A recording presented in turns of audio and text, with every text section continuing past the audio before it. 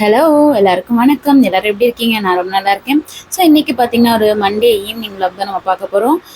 தலைக்கு வந்து எண்ணெய் வைக்கிறதே கிடையாது. ஒரு 2 டேஸ் ஒன்ஸ் தான் வைக்கிற மாரி ஆச்சு. ஏற்கனவே நம்ம ஹேரை ஒழுங்கா பார்த்துக்கவே மாட்றோமே அப்படின்னு ஒரு மாரி கில்ட் ஆயிடுச்சு. ஸோ அதனால நான் வந்து ஹேருக்கு நல்ல ஒரு ஆயில் அப்ளை பண்ணிட்டு, ஒரு சின்ன மசாஜ் ஒரு 2 மினிட்ஸ் கிட்ட குடுத்துட்டு, எப்பயுமே நான் வந்து ஆயில் வைக்கும்போது ஹேர் வாஷ் பண்ணிட்டேன். தலையில ஆயிலே இல்ல அப்படின்னா, அப்போ வந்து ஆயில் வச்சுட்டு ஒரு 10 மினிட்ஸ் கழிச்சு சிக்கு எடுப்பேன். இல்ல அப்படின்னா நல்லா சீவி விட்டுட்டு அதுக்கப்புறம் தான் வந்து ஆயில் வைப்பேன். ஸோ இந்த பாட்டில் பார்த்தீங்கன்னா, அந்த ரூ. 10 கடை இருக்குல்ல, அது மாதிரி கும்பகோணத்துல வந்து ஒரு ரூ. 20 இது. ரூ. 10 கடையிலே ஒரு செக்ஷன் வந்து ரூ. 20க்கு இருக்கும். அதுல எடுத்தது தான். ஸோ இது எனக்காகன்னு எடுக்கல, ஷர்விக்காக தான் எடுத்தேன்.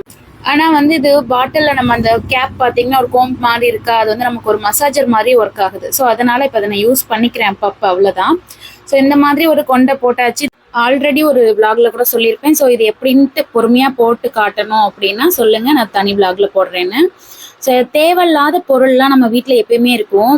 இந்த மாதிரி நிறைய பிளேட்ஸ் இருக்குது, நிறைய வந்து கிளாஸே பாருங்கள், டம்ளர்ஸ் இருக்கும், நிறைய எல்லாமே இருக்குங்கிறப்ப நம்ம ஒன்றை எடுத்துட்டு அதை நம்ம யூஸ் பண்ணுறது எப்படின்னா, நம்ம திரும்பி வாஷ் பண்ணிவிட்டு யூஸ் பண்ண மாட்டோம்.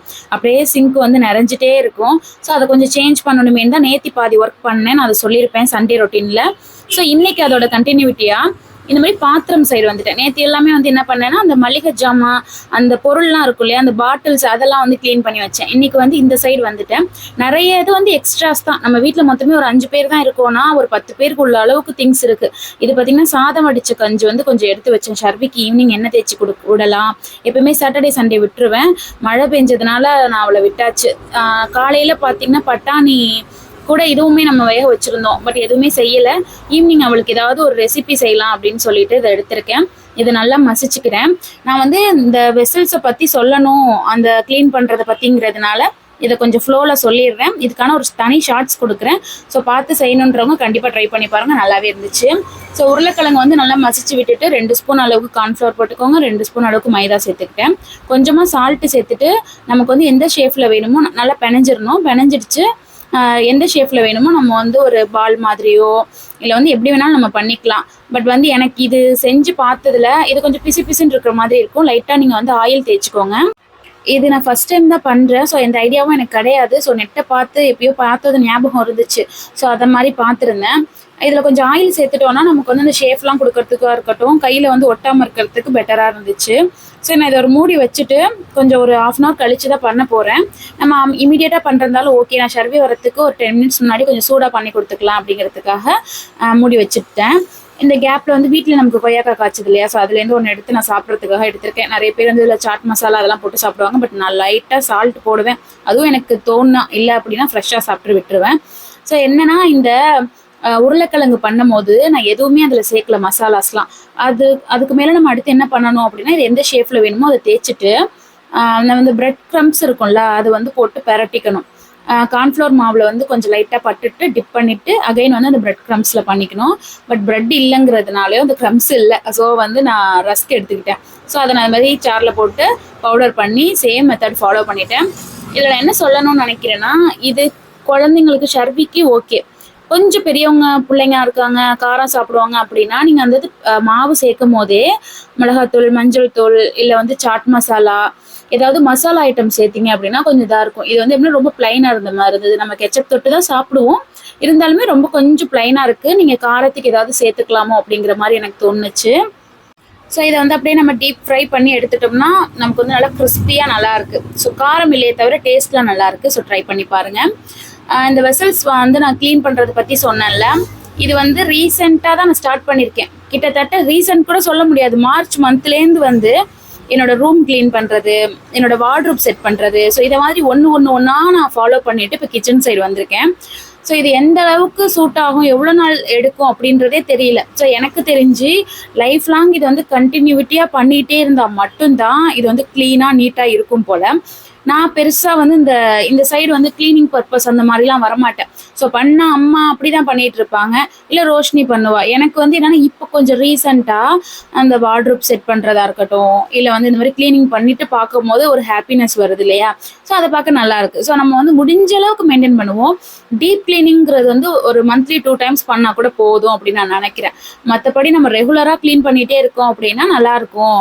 எனக்கு இப்போ தனியாக ஒரு வீடு அப்படிங்கிறப்ப அதை செட் பண்ணும் போது ஆட்டோமேட்டிக்காக அந்த பொறுப்புலாம் நமக்கு வந்துடும் இல்லையா? ஸோ அதனால் இதை மட்டும் நான் வந்து வாய்ஸில் கொடுத்துக்கிறேன். ஏன்னா இதோட கிறிஸ்பினஸ் வந்து செக் பண்ணுறதுக்கு. இது சவுண்டு கேளுங்க, இது மட்டும் நான் ரெக்கார்டில் இருக்கட்டும்.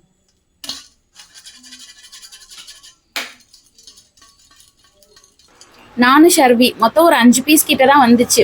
அதுவே கரெக்டாக இருந்தது. வேற யாரும் சாப்பிட மாட்டாங்க, அம்மா சாப்பிட மாட்டாங்க, அப்பாலாம் வந்து வீட்டில் இல்லை. ஸோ அதனால் வந்து சும்மா அந்த உருளைக்கிழங்கு வேஸ்ட் ஆகாமல் ஏதாவது பண்ணலாமேன்னு சொல்லி நான் பண்ணேன்.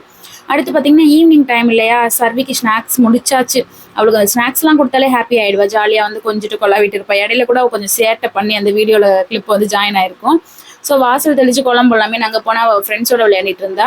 ஸோ 4 o'clock வந்து வீட்டுக்கு வருவா. 6 வந்து அவளுக்கு வந்து டியூஷன் டைம். இடையில 2 hours இருக்கும். ஒரு 1/2 hour வந்து சாப்பிட்டு அவள் கொஞ்சம் ஃப்ரெஷ் ஆகிறதுக்கு இருக்கும். அதுக்கப்புறம் ஒரு 1 hour கிட்ட வந்து அவள் விளையாட விட்டுட்டு ஒரு 5:45 கிட்ட நான் அவளை டியூஷனுக்கு வந்து ப்ரிப்பேர் பண்ண கூப்பிட்டுருவேன்.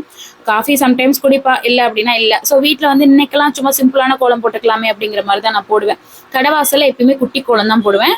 வீட்டு வாசலில் ஈவினிங் டைம் வந்து ரொம்ப சிம்பிளாக போட்டுருவேன். மார்னிங் பார்த்தீங்கன்னா வெள்ளிக்கிழமை செவ்வாய்க்கிழமையாக இருந்துச்சுன்னா பூக்கோளம் கொஞ்சம் பெருசாக போடுவேன், இல்லைன்னா இதே மாதிரி குட்டி குட்டியாக போட்டு விட்டுருவேன். மார்கழி மந்த் தான் நமக்கு ஸ்பெஷல் டேவே. ஸோ இந்த காஃபி பார்த்தீங்கன்னா ஒரு குட்டி கிளாஸில் ஒரு நம்மளால் ஸ்டாப்பே பண்ண முடியறது இல்லை. காஃபி ஸ்டாப் பண்ணும் நானும் கொஞ்சம் டார்கெட் பண்ணுவேன். ஒரு 1 week ஃபாலோ பண்ணுறது எனக்கு ஒரு பெரிய விஷயமா ஆகிடும். காஃபி அடிக்ட் மாதிரி நான். டீ எனக்கு பிடிக்காது, பட் காஃபி எனக்கு ரொம்ப ஃபேவரட். இந்த பின்னாடி உள்ள விஷயத்த நான் கேப்சர் பண்ணியே ஆகணும்னு சொல்லி நான் பண்ணேன். இது வந்து ஷர்வியோட வீடு. அவளே வந்து ட்ரா பண்ணி அவளுக்கு எப்படி வேணுங்கிற மாதிரி ட்ரா பண்ணி வச்சிருக்கா. ஸோ எனக்கு ரொம்ப ஹாப்பியாக இருந்துச்சு. ஷர்வியோட வீட்டை உங்கள்கிட்ட காட்ட போகிறேன் அப்படின்னு சொல்லி தான் அதை காட்ட போகிறேன் அப்படின்னு நான் சொன்னேன்.